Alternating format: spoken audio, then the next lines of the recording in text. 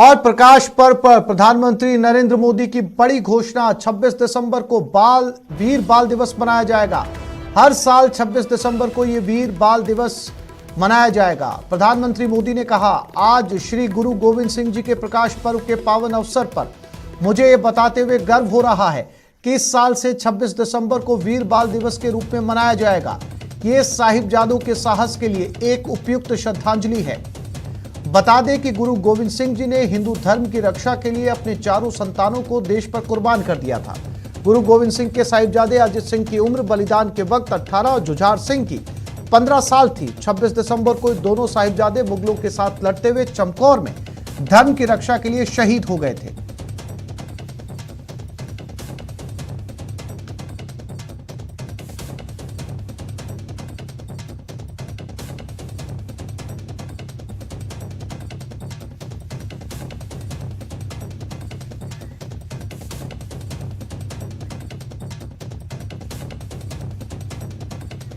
सिख समुदाय लंबे समय से 26 दिसंबर के दिन को वीर बाल दिवस घोषित करने की मांग कर रहा था।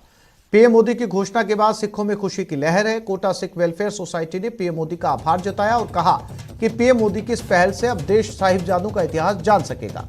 आपको बता दें कि 26 दिसंबर को गुरु गोविंद सिंह जी के 2 साहिबजादों को मुगल बादशाह औरंगजेब की हुक्म पर दीवारों में चुनवा दिया गया था।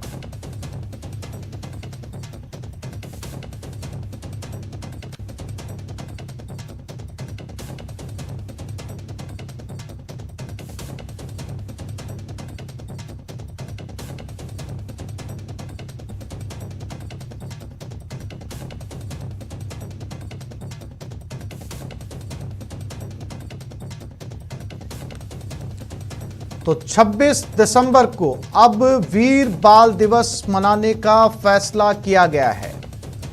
4 साहिबजादों की याद में कोटा के सिखों ने इस पर खुशी जताई है।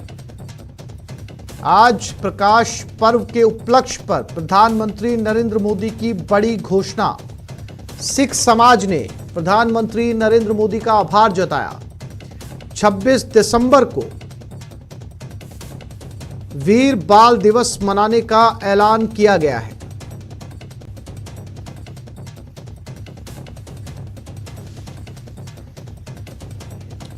कोरोना पर पीएम मोदी की बैठक आज शाम 4:30 बजे होगी। पीएम की बैठक कोरोना के हालात पर समीक्षा करेंगे। पीएम मोदी ने आज ये इमरजेंसी बैठक बुलाई।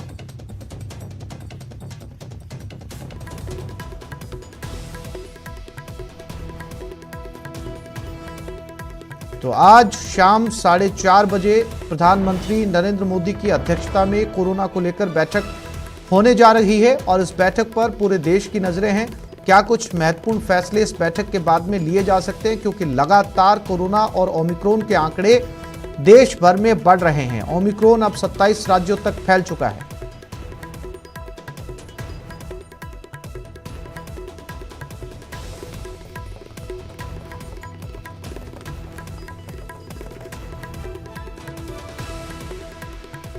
देश में कोरोना की रफ्तार बेकाबू हो चुकी है। 24 घंटे में 1,59,000 से ज्यादा बीमार सामने आए। इनका आंकड़ा 1,59,632 है। 10 राज्यों में 1.25 लाख से ज्यादा मरीज है। 24 घंटे में 327 लोगों ने अपनी जान गंवा दी। 27 राज्यों में अब ओमिक्रॉन का संक्रमण फैल चुका है।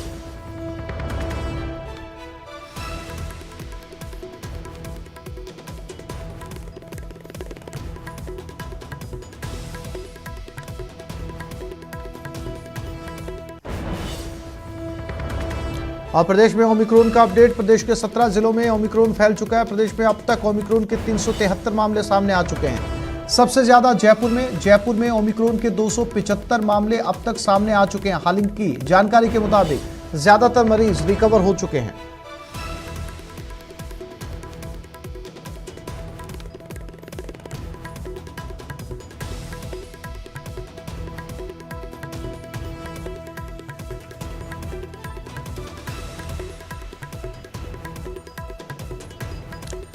राजसमंद में लोगों ने पूरी सनातन संस्कृति के साथ एक बंदर का अंतिम संस्कार किया। जानकारी के मुताबिक जिले के नेटा ग्राम पंचायत में बंदर की मृत्यु के बाद लोगों ने उसकी अंतिम यात्रा निकाली। डीजे की धुन पर शव यात्रा हनुमान मंदिर से शुरू होकर शमशान घाट तक पहुंची और अंतिम संस्कार किया गया। इस मौके पर सैकड़ों लोग मौजूद रहे।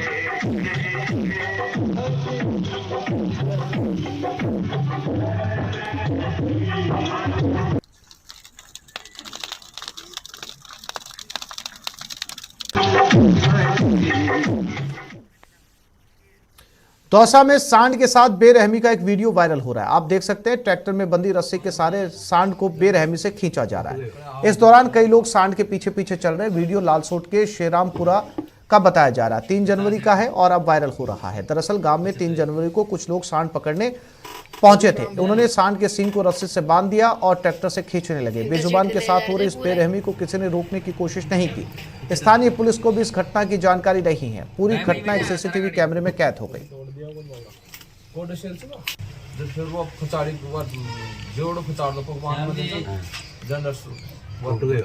और ये सीसीटीवी फुटेज की तस्वीरें हैं जो अब सामने आई है। मामला पुराना है लेकिन तस्वीरें अब वायरल हो रही हैं। इस सांड को ले जाने के लिए इसे ट्रैक्टर के पीछे बांधा गया और जबरदस्ती इस सांड को खींचा गया। अंदाजा लगा सकते हैं आप तस्वीरों के जरिए देखकर कि कितने फोर्सफुली तरीके से इस सांड को ले जाया जा रहा है बांधकर।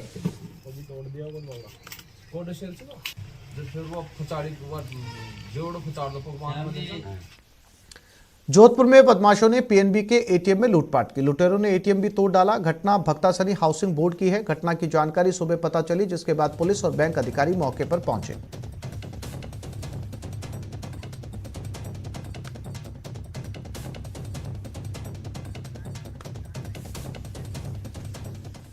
राजसमंद की राजनगर पुलिस ने फर्जी फर्म बनाकर लोगों से धोखाधड़ी करने के आरोपी को गिरफ्तार किया। जानकारी के मुताबिक युवक फर्जी फर्म बनाकर व्यापारियों से इलेक्ट्रॉनिक सामान खरीदता था और दूसरों को बेचकर फरार हो जाता था। इसको लेकर उदयपुर के कारोबारी ने धोखाधड़ी का केस दर्ज करवाया था। इस पर पुलिस ने टीमों का गठन किया और आरोपी को धर दबोचा। आरोपी गुजरात का रहने वाला है और उसके खिलाफ गुजरात में भी कई मामले दर्ज हैं।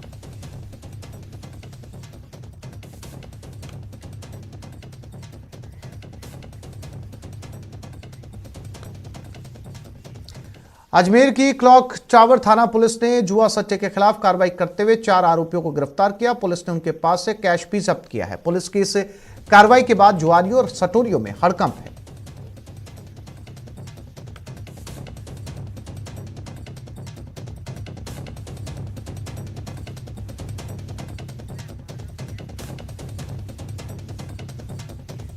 बारा में गैस सिलेंडर से भरी ट्रैक्टर ट्रॉली पार्वती नदी में जा गिरी। हादसा किशनगंज रामगढ़ मांगरोल रोड पर हुआ, जहां पार्वती नदी की पुलिया पर ट्रैक्टर ट्रॉली पलटकर नदी में जा गिरी। हादसे के बाद ट्रॉली में भरे सिलेंडर नदी में तैरते नजर आए। बताया जा रहा है कि बारिश के कारण पुलिया के दोनों छोरों पर जमा मिट्टी की वजह से हादसा हुआ।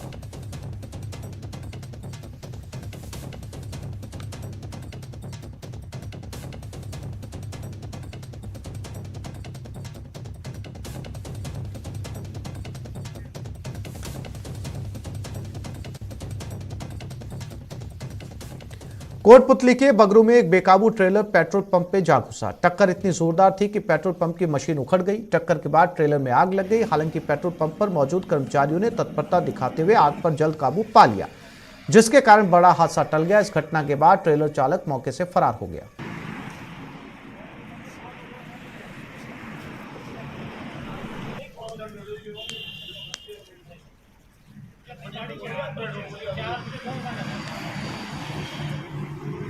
बारां जिले के केलवाड़ा कस्बे के पास नेशनल हाईवे 27 पर कोटा से शिवपुरी जा रही मध्य प्रदेश परिवहन की यात्री से भरी बस हाईवे से नीचे उतर गई। गनीमत रही कि कीचड़ में फंसने की वजह से बस पलटी नहीं, जिससे बड़ा हादसा होने से टल गया।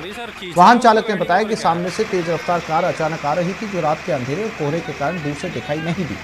उसके अचानक सामने आने के चलते उसे बचाने के चक्कर में बस रोड से नीचे उतर गई।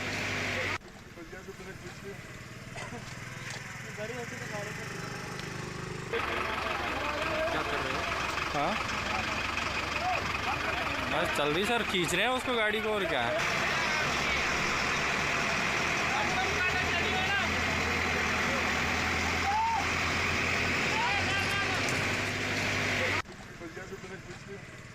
प्रदेश में कोरोना की तीसरी लहर के खतरे के बीच राहत की खबर है। पिछले दिनों 14 जिलों में कराए गए सीरो सर्वे यानी सेरोलॉजी टेस्ट में 90% से ज्यादा लोगों में कोरोना से लड़ने की एंटीबॉडी मिली है। सीरो सर्वे के मुताबिक दौसा वासियों के एंटीबॉडी का प्रतिशत 94.4 है, जो 14 जिलों में सबसे ज्यादा है। वैक्सीन की दोनों डोज ले चुके लोगों में एंटीबॉडी का लेवल 91% और जिन्होंने वैक्सीन नहीं लगवाई उनमें नेचुरल एंटीबॉडी का लेवल 74% तक मिला है। सर्वे की रिपोर्ट दर्शाती है कि प्रदेश अब हर्ड इम्यूनिटी की तरफ बढ़ रहा है। हालांकि एक्सपर्ट्स का कहना है कि एंटीबॉडी विकसित होने का मतलब यह नहीं है कि हम लापरवाह हो जाएं। जीरो सर्विलेंस है, इसकी स्टडी की गई है और ये देखा गया कि जो इन क्षेत्रों में लोगों का जो एंटीबॉडी का स्तर, जो कोविड-19 के प्रति जो एंटीबॉडी बनते हैं उनका स्तर कितना है, तो स्टडी की गई। तो उसमें हमारे जो दौसा जिले की सर्वाधिक 94.4% पाई गई है। मैंने लगातार हमारी टीम ने जो काम किया था, जो फर्स्ट लेयर आई थी, जब से काम कर रहे हैं कोविड के अंदर, उस टाइम एसिम्प्टोमेटिक था, इस बार सिम्प्टोमेटिक था। तो जो जीरो सर्विस जो आया है दौसा डिस्ट्रिक्ट का, तो उसमें हमारा मेडिकल स्टाफ का भी लिया था उन्होंने सैंपल। तो जो इम्यूनिटी पावर जो हाईएस्ट जो अबव 94% दौसा राजस्थान में टॉप पे दौसा डिस्ट्रिक्ट आया है। 15 से 18 साल के बच्चों के वैक्सीनेशन में राजसमंद जिला प्रदेश में अव्वल है। यहां पर 46.2% बच्चों को वैक्सीन लग चुकी है। वहीं बूंदी दूसरे और झालावाड़ चूरू जिला संयुक्त रूप से तीसरे स्थान पर है। राजसमंद में स्वास्थ्य विभाग स्कूलों के साथ ही उन बच्चों पर भी फोकस कर रहा है जो स्कूल नहीं जाते हैं। ऐसे बच्चों को घर घर जाकर टीके लगाए जा रहे हैं। सरकार द्वारा 3 जनवरी से 15 से 18 साल के बच्चों को टीकाकरण के आदेश दिए थे, जिसके तहत हम प्रथम दिवस को ही हमने हमारे ज़िले के 407 स्कूलों में से 347 स्कूलों में टीम लगा के वैक्सीनेशन का काम शुरू कराया था। कुल हमारे 83,000 करीब बच्चे हैं 15 से 18 साल के, उनमें से 33,901 को लगाकर करीब 46% का अचीवमेंट कर लिया है और ये टीकाकरण काम जारी है।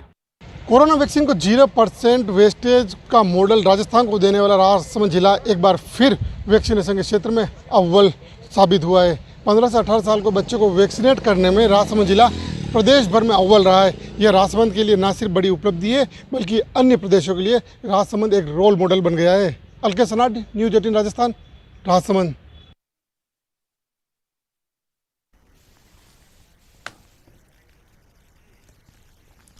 कोरोना के लगातार वार के बाद भी लोगों की लापरवाही कम नहीं हो रही। लोग सरेआम कोरोना गाइडलाइंस की अनदेखी कर रहे हैं। जैसलमेर में भी यही हालात हैं। जैसलमेर के ग्रामीण बस स्टैंड इलाके में भी लोग इस जानलेवा वायरस को लेकर सजग नहीं हैं। संवाददाता शिकायत व्यास ने बाजार का जायजा लिया। कोरोना के नए वेरिएंट ओमिक्रॉन ने दस्तक दे दी है और इसको लेकर सीएम गहलोत भी गंभीर नजर आ रहे हैं। घरों से निकलते हैं और कोरोना का तोहफा लेते नजर आते हैं। न तो मास्क लगाया है और ना ही जो है सोशल डिस्टेंस है। और यहाँ पर गंदगी का आलम ऐसा कि लोग यहाँ से बच तक नहीं सकते। ये कोरोना की लहर लाने की तैयारी नजर आती है। आमजन बेपरवाह और लापरवाह हुआ है। यहाँ पर आप देख सकते हैं गंदगी फैली हुई है। कोरोना को लेकर लोग जो है वो सतर्क नहीं है, ये साफ देखने को मिल रहा है। कुछ लोग यहाँ पर घूम भी रहे हैं जिन्होंने मास्क लगाया, लेकिन नाक पर, भैया मास्क क्यों नहीं पहना? मास्क पहना भाई, नाक नहीं ढका क्या? ये नाक अभी लगा लिया है ना। लोग जो है वो कोरोना को लेकर लापरवाह नजर आते हैं। यहाँ पर कुछ बाइक चालक है, इनको देखिए, भैया मास्क नहीं लगाया, क्या कोरोना का डर नहीं लगता? सॉरी सर, भूल गया। लोग जो है वो बहाना बना रहे हैं कि वो मास्क लगाना भूल गए। कुल मिलाकर जो लोग हैं वो अभी भी लापरवाह बने हुए हैं। कुछ और लोग हैं, आप तस्वीरें देखिए, भैया मास्क नहीं लगाया।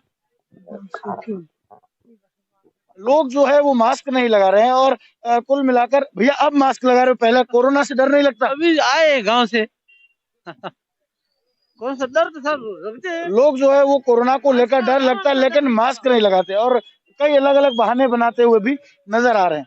कई लोग जो है यहाँ पर भीड़ भाड़ का इलाका है, लोग जो है वो कोरोना को लेकर लापरवाह नजर आ रहे हैं। वहीं अगर बात करें तो तीसरी लहर जो है वो बच्चों को प्रभावित करने वाली है। यहाँ पर कुछ और लोग भी है, कुछ बुजुर्ग भी है, उनसे भैया मास्क नहीं लगाया जी, मास्क क्यों नहीं लगाया?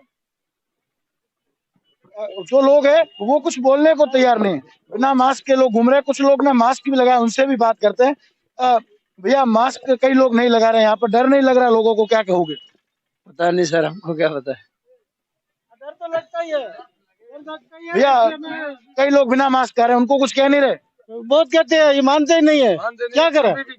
कोई इसके लिए कोई कानून है ही नहीं, ऐसा है, कोई कानून नहीं है इसके लिए, कोई मनमानी चलती है इनके, क्या करेंगे अपन जो अपन ये बोलते हैं क्या करेंगे? लोगों का कहना है कि क्या कुछ हो जाएगा, कोरोना को लेकर कानून है लेकिन उसका कोई पालन नहीं हो रहा, ना ही कोई चालान काटे जा रहे हैं। न जाने क्यों लोग लापरवाह है। दूसरी लहर में कई लोगों ने अपने परिवार के सदस्यों को खोया है, फिर भी कोरोना को लेकर लापरवाही जो है वो लगातार जारी नजर आती है। श्रीकांत व्यास, न्यूज़ 18, जैसलमेर।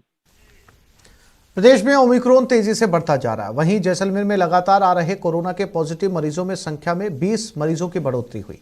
इसके बाद जैसलमेर में एक्टिव मरीजों की संख्या बढ़कर 32 हो गई। कोरोना को लेकर जैसलमेर स्वास्थ्य विभाग अलर्ट है। जैसलमेर के राजकीय जवाहर अस्पताल में 20 बेड का आईसीयू सेटअप तैयार किया गया है। नए आईसीयू को सेंट्रल ऑक्सीजन लाइन से जोड़ा गया। हमारे संवाददाता श्रीकांत व्यास ने सेंटर का जायजा लिया। तीसरी लहर को देखते हुए, कोरोना ज्यादा फैलने की आशंका को देखते हुए जिला अस्पताल में तैयारियां बिल्कुल चौक चौबंद तैयार कर ली गई है। यहाँ आईसीयू 20 बेड का आईसीयू बेड तैयार किया गया है। वार्ड जो बच्चों पेडियाट्रिक वार्ड है, इसमें सब ऑक्सीजन पॉइंट होगा, वेंटिलेटर सब लगे हुए हैं। तो 160 बेड का डेडिकेटेड कोविड वार्ड बना दिया है और 2 ऑक्सीजन प्लांट चल रहे हैं। इसमें आईसीयू वार्ड में सभी तरह के मॉनिटर और सक्शन मशीन है, तो वो सारी व्यवस्थाएं वो कर रखी है। इस बार हमने पहले से ही सारी तैयारियां करके रखी है। जो 20 बेड का नया ट्रंकी आईसीयू भी बनाया है, जिसके लिए मुझे चार्ज दिया है उसका, तो वो आईसीयू अब पूर्ण रूप से तैयार है। यहाँ 20 बेड लगे हुए हैं, सारे उपकरण लगे हुए हैं और नर्सिंग स्टाफ बिल्कुल मुस्तैदी के साथ तैयार है। कोटा में कोचिंग स्टूडेंट से कोविड प्रोटोकॉल की पालना कराने के दावे करने वाले खुद कोरोना गाइडलाइन की धज्जियां उड़ाते नजर आए। ऐसे में सबसे बड़ा सवाल यह कि खुद कोरोना गाइडलाइंस की अनदेखी करने वाले कैसे छात्रों से कोरोना प्रोटोकॉल की पालना करवाते होंगे। 1.5 से 2 लाख स्टूडेंट करते हैं कोटा में कोचिंग की तैयारी। संक्रमण के बीच हॉस्टल एसोसिएशन की बड़ी जिम्मेदारी। फर्स्ट फ्लोर होता है हमारे हर हॉस्टल का, उसमें हमने कुछ कमरे बच्चों का आइसोलेशन वार्ड हमने बनाया है। उसके अंदर पड़ताल में हॉस्टल एसोसिएशन की कथनी की खुली पोल।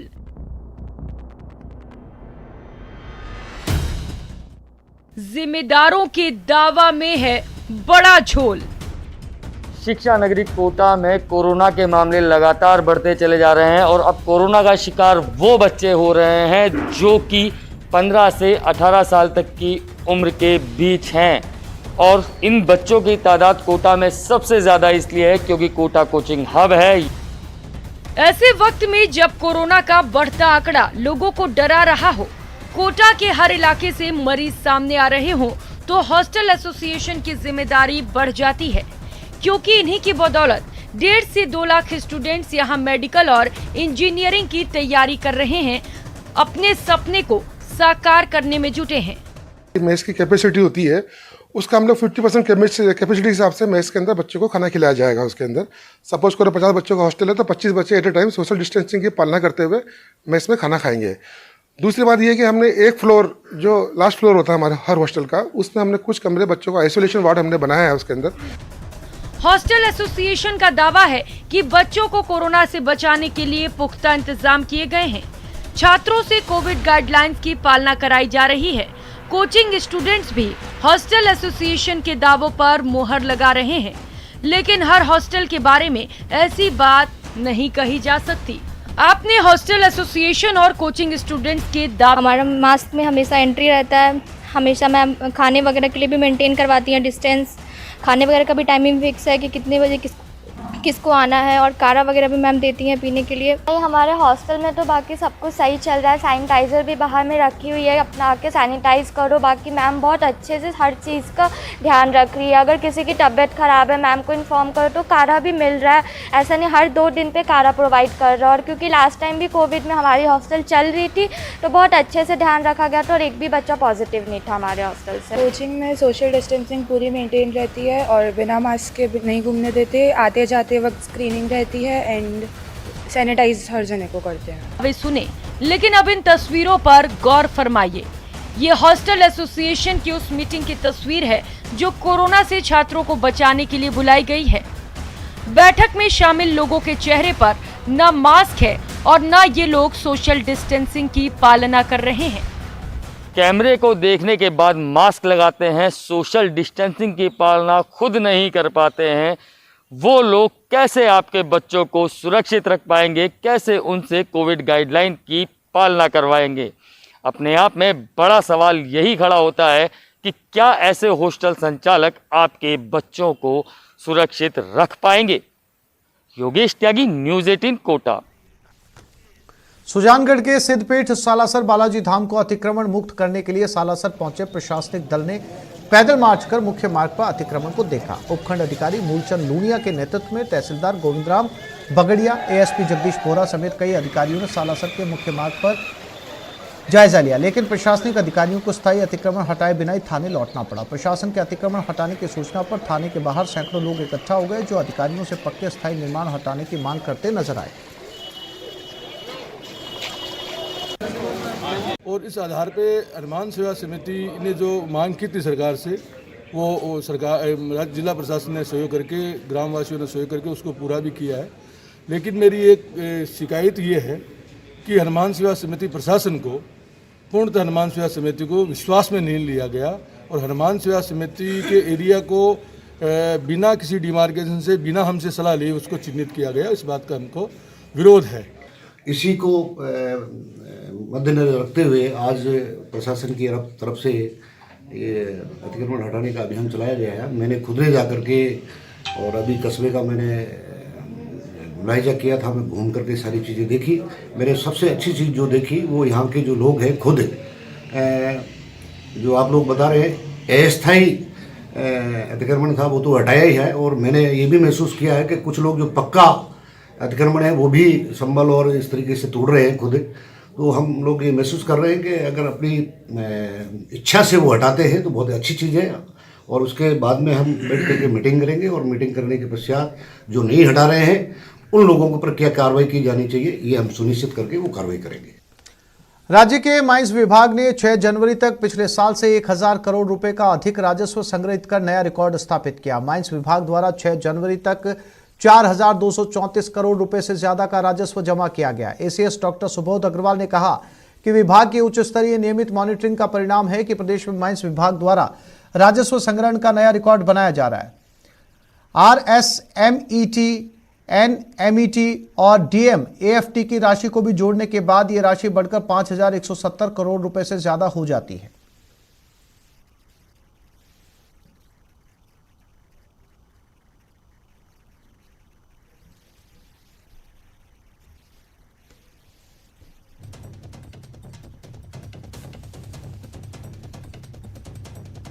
शुरुआत हुई। गुरुद्वारा में आज रागी जत्थों ने शब्द गायन कर गुरबाणी और गुरु गोविंद के विचारों का बखान कर संगत को निहाल किया।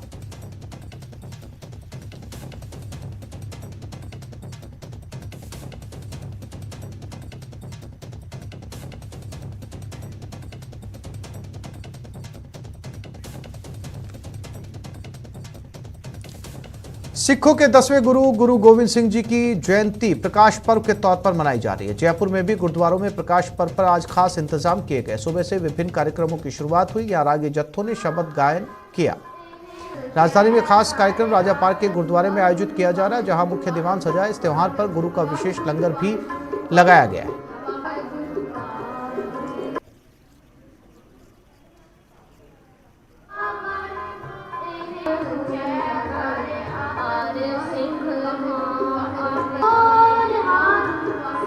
दशमेश पिता साहिब कमाल सरबंस दानी साहिब श्री गुरु गोविंद सिंह जी महाराज का पावन प्रकाश पर्व बड़ी श्रद्धा सत्कार के साथ में पूरे विश्व में मनाया जा रहा है। दशमेश पिता साहिब श्री गुरु गोविंद सिंह जी महाराज का प्रकाश इस संसार में 1666 में पटना बिहार में हुआ।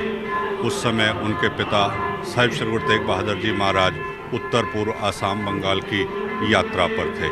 5 वर्ष के पश्चात उन्होंने बालक का मुख देखा। 9 वर्ष की अल्प आयु में साहिब श्री गुरु तेग बहादुर जी महाराज की धर्म की रक्षा के खातिर धार्मिक स्वतंत्रता हेतु शहादत दी गई। अपने जीवन काल में दशमेश पिता साहिब श्री गुरु गोविंद सिंह जी महाराज ने हमेशा अन्याय अत्याचार के खिलाफ आवाज़ उठाई। युद्ध जो हमेशा होते हैं जर जोरू जमीन के लिए, परंतु साहिब श्री गुरु गोविंद सिंह जी महाराज ने हमेशा धार्मिक स्वतंत्रता, मजलूमों की रक्षा के खातिर अन्याय अत्याचार के खिलाफ आवाज़ उठाई और युद्ध लड़े। जितने भी युद्ध उनके द्वारा लड़े गए उनमें संपूर्ण विजय हुई अकाल पुरख वाहिगुरु जी की कृपा से।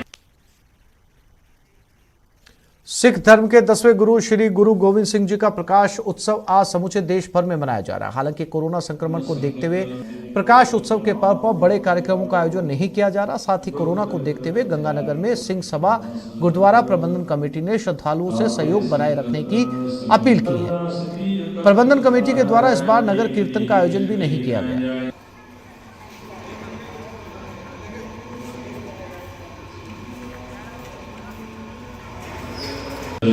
निधर पावै सोई रामदास गुरबल भाणा गुर संगत दिगोहर ज्ञान। सिखों के 10वें गुरु गुरु गोविंद सिंह की जयंती पर गुरुद्वारों में अनेक आयोजन किए जा रहे हैं। दौसा के गुरुद्वारे को भी भव्य तरीके से सजाया गया और सुबह से ही अनेक कार्यक्रम आयोजित किए जा रहे हैं। गुरुद्वारे में आज शबद कीर्तन का आयोजन किया गया। इस दौरान लंगर का कार्यक्रम भी रखा गया। सिख और पंजाबी समाज की महिलाओं ने सेवा भाव से लंगर तैयार किया। इसके बाद श्रद्धालुओं ने लंगर में प्रसादी पाई। दौसा गुरुद्वारे के अंदर आज शबद कीर्तन का और लंगर का आयोजन किया गया है और यहाँ पे जितनी भी लेडीज़ हैं वो लंगर बना रही हैं। उसके बाद लंगर सब समाज के लोग बैठ के एक छत के नीचे लंगर प्रसादी ले रहे हैं। वाहेगुरु जी का खालसा, वाहेगुरु जी की फतेह। आज हमारे सिखों के 10वें गुरु श्री गुरु गोविंद सिंह जी महाराज जी का जन्म दिवस मनाया जा रहा है। देश के वीर जवान मातृभूमि की रक्षा के लिए विपरीत परिस्थितियों में भी डटे रहते हैं। देश की आन बान और शान के लिए अपनी जान दांव पर लगाने वाले इन जवानों का एक वीडियो सामने आया। इस वीडियो में जवान बर्फ की चादर से ढकी एक जगह पर अपनी ड्यूटी कर रहे हैं और इस माहौल को वो काफी एंजॉय भी कर रहे हैं। हमारे जवान यहाँ खुखरी नृत्य कर रहे हैं। बता दें कि तंगधार सेक्टर में तैनात हमारे वीर जवान ये मशहूर खुखरी नृत्य कर रहे हैं। यहाँ भारी बर्फबारी की वजह से बर्फ की चादर बिछ गई है। वीडियो में नजर आ रहा है भारतीय पोस्ट पर तिरंगा लहरा रहा है और इस तिरंगे के नीचे हमारे जवान पारंपरिक नृत्य परफॉर्म कर रहे हैं।